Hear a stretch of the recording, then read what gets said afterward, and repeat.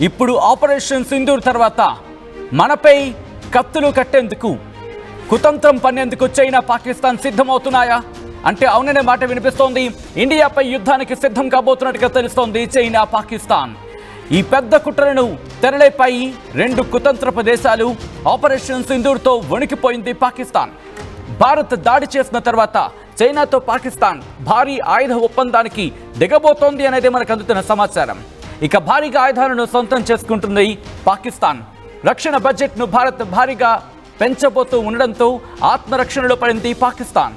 భారత్ను ఎదుర్కొనేందుకు చైనా సాయాన్ని ఇప్పుడు అభ్యర్థించబోతోందా అంటే అవుననే మాట వినిపిస్తోంది.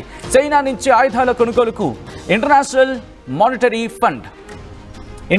మానిటరీ ఫండ్ సాధారణంగా IMF అంటూ ఉంటారు. ఈ నిధుల వినియోగానికి తెరలేపబోతోంది పాకిస్తాన్ అంటూ పెద్ద ఎత్తున చర్చ జరుగుతోంది.